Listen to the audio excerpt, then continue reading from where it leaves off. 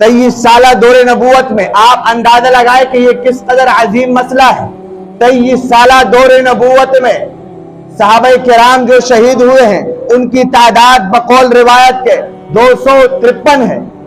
23 سالہ دور نبوت میں صحابہ کرام 253 شہید ہوئے ہیں، لیکن جنگ یمامہ وہ عظیم جنگ ہے جو نبی کی ناموس کے لیے لڑی گئی، وہ عظیم جنگ جس میں 1200 صحابہ کرام نے جان کے نذرانے پیش کیے۔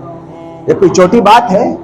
253 صحابہ نے پورے 23 سالہ دور نبوت میں جان کے نذرانے پیش کیے، لیکن آپ قربان جائیے تحفظ رسالت سے، تحفظ ناموس رسالت سے اگر اس کی باری آتی ہے تو جنگ یمامہ میں صحابہ نے اپنے جان دینے سے گریز نہیں کیا، اپنے جانیں پیش کر دی، لیکن مسلمہ کذاب کو جہنم واصل کر دی۔ 1200 صحابہ کرام نے جانوں کے نذرانے پیش کیے، یہ کوئی چھوٹا مسئلہ نہیں ہے۔ تاریخ نے عجیب واقعہ لکھا ہے۔ شاہ انور شاہ کشمیری رحمت اللہ علیہ ذوق اور بڑھاپے کے عالم میں عدالت میں مرزائی مناظر نے درخواست دائر کی کہ عدالت میں فیصلہ ہوگا۔ اس وقت تک ان کو کافر ثابت نہیں کیا گیا تھا۔ انہوں نے کہا فیصلہ عدالت میں ہوگا، ہمیں عدالت میں بلایا جائے، ان دیوبندیوں کو عدالت میں بلایا جائے اور عدالت قاضی کے سامنے فیصلہ ہوگا۔ فیصلہ کرنے والا بھی مسلمان نہیں ہے، فیصلہ کرنے والا بھی وہ انگریز ہے، فیصلہ کرنے والا بھی غیر ہے۔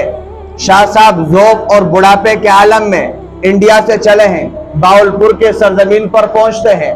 لوگوں نے کہا شاہ جی آپ رک جائیے، کسی اور کو تیار کیجئے، آپ کی جانے کی ضرورت نہیں ہے۔ شاہ جی نے کہا میں چل نہیں سکتا، مجھے لٹایا جائے، مجھے چارپائے پر لے کر جایا جائے، مجھے چارپائے پر باولپور کے سرزمین پر پہنچایا جائے، کیونکہ اگر میں نبی کی ناموس کے جنگ کے لیے نہیں گیا تو ہم سے تو گلی کا کتا بہتر ہے۔ کسی نے پوچھا شاہ جی آپ کیا بات کرتے ہیں، گلی کا کتا کس طرح بہتر ہو سکتا ہے؟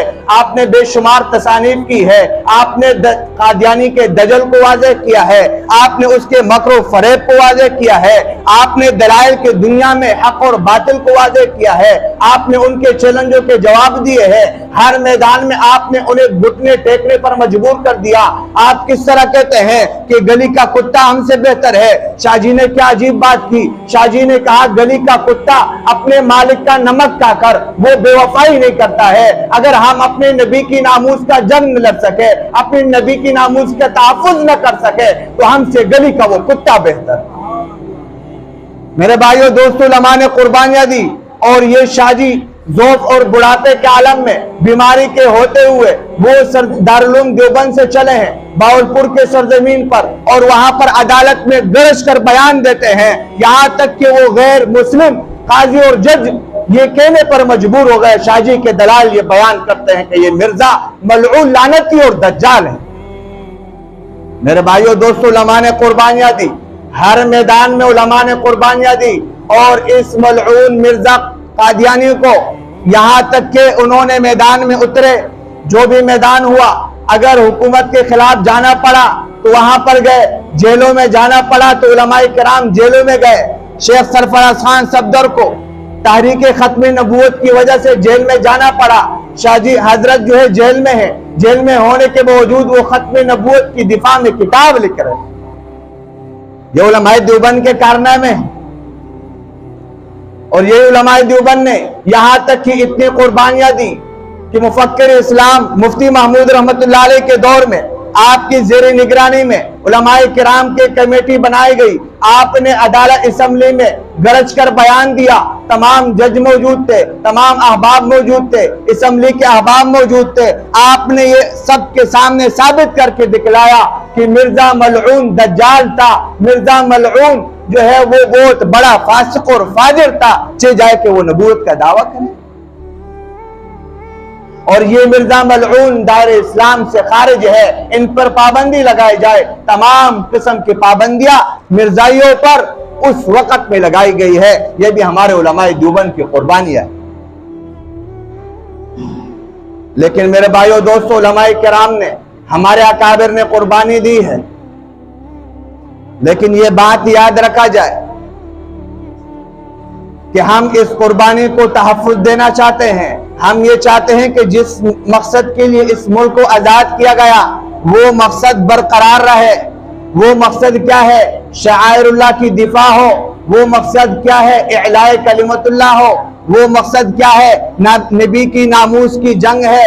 اور مسلمان سب کچھ برداشت کر سکتے ہیں. مسلمان ہر قسم کی قربانی دینے کے لیے اپنے ملک کے لیے تیار ہے، لیکن نبی کی ناموس پر جب آنچ آئے تو ہر مسلمان اپنے جان کا نذرانہ پیش کرنے کے لیے بھی تیار ہے کہ نہیں ہے؟ نبی کی ناموس پر جب آنچ آئے گی تو ہم جان دینا بھی جانتے ہیں اور جان لینا بھی جانتے ہیں. ہمارے اکابر نے جان دی بھی ہے اور جان لی بھی ہے، جیلوں میں بھی گئے ہیں، سب کچھ برداشت کیا ہے تاکہ نبی کی ناموس پر کوئی آنچ نہ آئے. ہم حکومت سے مطالبہ کرتے ہیں کہ ہر وہ فیصلہ جس سے مسلمانوں کے دل مجروح ہو، ہر وہ فیصلہ جو شعائر اللہ کے خلاف ہو، ہر وہ فیصلہ جو نبی کی ناموس کی رسالت کے خلاف ہو، وہ مسلمانوں کو قطعاً قابل قبول نہیں ہے. قبول ہے؟ نہیں ہے قابل قبول. سپریم کورٹ سے جو ہے فیصلہ دیا گیا، قادیانیوں کو چھوٹ دی گئی. قادیانیوں کو یہ کہا گیا آپ اگر اپنا جو ہے پیغام لوگوں کو دینا چاہے، نشر و اشاعت کرنا چاہے تو آپ دے سکتے ہیں. ان پر پابندی لگائی گئی تھی تو آپ کو اس عدالت کے فیصلے کے لاج رکھنی ہوگی. آپ کا یہ جو فیصلہ ہے سپریم کورٹ محترم ہے، قابل قدر ہے، لیکن وہ فیصلہ جو نبی کی ناموس کی رسالت کے خلاف ہو، اس فیصلے کی ہمارے ہاں کوئی حیثیت نہیں. نبی کی ناموس کی جنگ پہلے ہے، پاکستان کے تحفظ کا جنگ بعد میں ہے. تو اس لیے ہم کہتے ہیں ہر وہ فیصلہ جو نبی کی ناموس کے خلاف ہو اس سے جو ہے اس سے باز رہا جائے اور اپنے اس غلط فیصلے کو واپس کیا جائے. آپ یہ مطالبہ کرتے ہیں کہ نہیں؟ غلط فیصلے کو واپس کیا جائے.